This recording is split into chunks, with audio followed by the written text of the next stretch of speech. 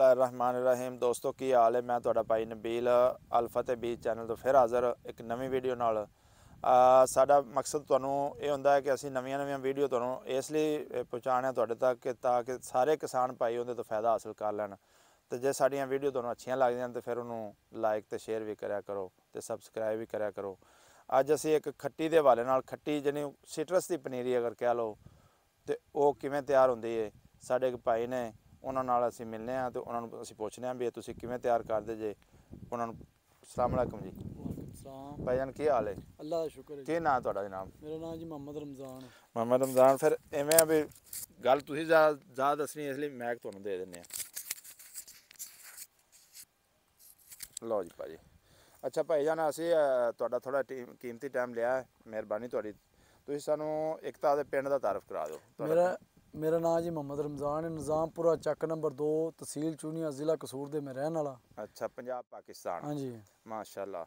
तो ये जरा निज़ामपुरा है, हाँ जी ये माशाअल्लाह हर हवाले नाल ही अगे पिंड समझा जाता। अगर बंबू की फसल की गल की जाए यानी बांस की फसल की गल की जाए तो उहदे च अगे आ। बेशक जी। सीट्रस की गल अज आ गई तो फिर निज़ामपुरा। हाँ जी तो बेशक। निज़ामपुरा माशाअल्लाह ये काफ़ी तरक्की याफ्ता पिंड है। अल्लाह का शुक्र है जी। इत्थे नर्सरी कट फ्लावर बांस फिर गुलाब का काम हर सिस्टम जिहड़ा ना हर काम ही इत्थे हो रहा। नाज़रीन ये निज़ामपुरीए बिल्कुल थोड़ियां ज़मीनों चों ज़्यादा मुनाफा हासिल करने तो शुरू तो लैके मशहूर ने।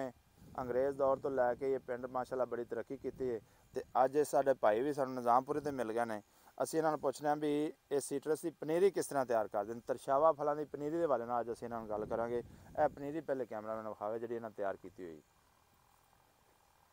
अच्छा भाई रमज़ान, तुसीं ये बीज तो लैके तो थोड़ी जी एंड तक थोड़ी सानूं दसो भी कित्थों शुरू हुंदी किवें शुरू हुंदी। ਅਸੀਂ ਖੱਟੀ ਦੇ ਪੌਦੇ ਲਾਏ ਹੋਏ ਨੇ, ਉਹ ਫਲ ਚੁੱਕਦੀ ਏ ਤੇ ਜਦੋਂ ਉਹਦਾ ਬੀਜ ਤਿਆਰ ਹੋ ਜਾਂਦਾ ਅਸੀਂ ਉਹਦੀ ਤੜਾਈ ਕਰ ਲੈਂਦੇ ਹਾਂ। ਬੀਜ ਕੱਢ ਕੇ ਤੇ ਉਸ ਤੋਂ ਬਾਅਦ ਅਸੀਂ ਇਹ ਆਪਣਾ ਆਮ ਜ਼ਿਮੀਂਦਾਰ ਲੋਕ ਜਿਵੇਂ ਕਣਕ ਦੀ ਪਨੀਰੀ ਲਾਉਂਦੇ ਨੇ ਹਾਂਜੀ ਜਾਂ ਕੋਈ ਵੀ ਪਨੀਰੀ ਬੀਜਦੇ ਨੇ, ਉਸ ਤਰ੍ਹਾਂ ਅਸੀਂ ਵੀ ਇਹਦੀ ਇੱਕ ਪੱਠੇ ਬਣਾ ਕੇ ਬੈਡ ਤੇ ਬਣਾ ਦਿੰਦੇ। ਬੈੱਡ ਬਣਾ ਕੇ ਤੇ ਵੇਖੋ ਅਸੀਂ ਲਾਈ, ਅਸੀਂ ਇਹਦੇ ਵਿੱਚ ਛਟਾ ਦੇ ਕੇ ਉੱਤੇ ਭਲ ਵਗੈਰਾ ਪਾ ਦਈਦੀ।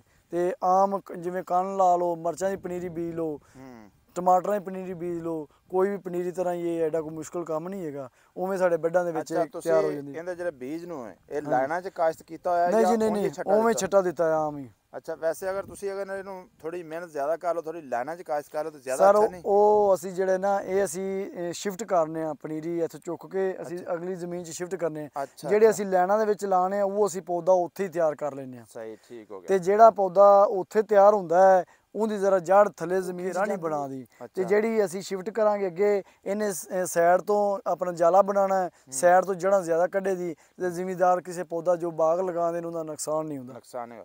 ਅੱਛਾ, ਅਸੀਂ ਹੁਣ ਤੁਹਾਨੂੰ ਇਹ ਪੁੱਛਾਂਗੇ ਵੀ ਇਹ ਜਿਹੜੀ ਤੁਸੀਂ ਆ ਪਨੀਰੀ ਤਿਆਰ ਕਰ ਲਈਏ, ਹਾਂਜੀ, ਇਹਦੇ ਉੱਤੇ ਕਿਹੜਾ ਫਲ ਪੇਮਦ ਹੋ ਜਾਂਦਾ ਹੈ? ਇਹਦੇ ਤੋਂ ਕਿਹੜਾ ਫਲ ਤੁਸੀਂ ਤਿਆਰ ਕਰ? ਅਲਹਮਦੁਲਿਲਾ ਜੀ, ਬੜੀ ਵੱਡੀ ਗੱਲ ਤੁਸੀਂ ਪੁੱਛੀ ਏ। ਇਹ ਐਸੀ ਚੀਜ਼ ਹੈ ਇਹਦੇ ਤੇ ਜੋ ਸਿਟਰਸ ਦੀ ਹਰ ਇੱਕ ਵੈਰਾਈਟੀ ਕਿੰਨੋ ਲਾ ਲਓ, ਮਸੰਮੀ, ਫਰੂਟਰ, ਸ਼ਕਰੀ ਮਾਲਟਾ, ਸੀਡਲੈਸ ਨਿੰਬੂ, ਚਨਾ ਨਿੰਬੂ, ਚਕੋਦਰਾ, ਗ੍ਰੇਪ ਫਰੂਟ, ਉਸ ਤੋਂ ਬਾਅਦ ਮਿੱਠਾ ਆ ਗਿਆ, ਆਪਣਾ ਸ਼ਕਰੀ ਮਾਲਟਾ ਵੀ ਹੋ ਗਿਆ, ਟਾਕੋ ਮਾਲਟਾ।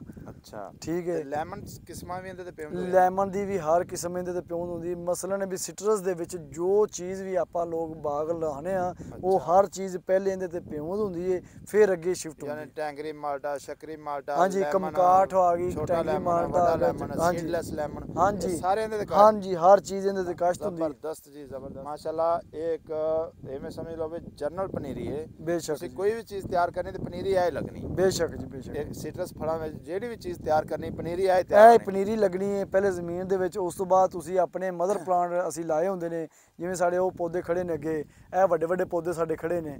ਅਸੀਂ ਇਹਨਾਂ ਤੋਂ ਮਦਰ ਪਲਾਂਟ ਤੋਂ ਕਲਮ ਕੱਟ ਕੇ ਸਾਡੇ ਮਾਲੀ ਹੁੰਦੇ ਨੇ, ਅਸੀਂ ਅੱਗੇ ਉਹ ਤੇ ਅਗਲਾ ਮਰਲਾ ਹੈ ਨਾ ਪਨੀਰੀ ਤੋਂ ਬਾਅਦ ਵਾਲਾ। ਹਾਂਜੀ ਬਾਅਦ ਚ। ਅੱਛਾ, ਅਸੀਂ ਪਨੀਰੀ ਦੇ ਹਵਾਲੇ ਨਾਲ ਗੱਲ ਕਰਦੇ ਪਏ ਸਾਂ ਤੇ ਇਹ ਹੁਣ ਇੱਥੇ ਪਨੀਰੀ ਮੁਕੰਮਲ ਤਿਆਰ ਹੈ? ਹਾਂਜੀ ਤਿਆਰ ਹੈ ਬੇਸ਼ੱਕ ਜੀ, ਇਹ ਬਿਲਕੁਲ ਤਿਆਰ ਹੈ। ਅੱਛਾ, ਇਹ ਥੋੜਾ ਜਿਹਾ ਸੁੱਕਾ ਆ ਖੜਾ ਇਹਨੂੰ ਕਿ ਮੈਨੂੰ ਲੱਗਦਾ ਕਿ ਬਿਮਾਰੀ ਹੈ ਥੋੜਾ ਜਿਹਾ? ਨਹੀਂ, ਇਹਨੂੰ ਸੋਕਾ ਆ ਗਿਆ ਕਿਉਂਕਿ ਨਾਰ ਦੀ ਬੰਦੀ ਹੈ ਤੇ ਅਸੀਂ ਇੱਕ ਬਰਫ਼ ਪਈ ਹੈ।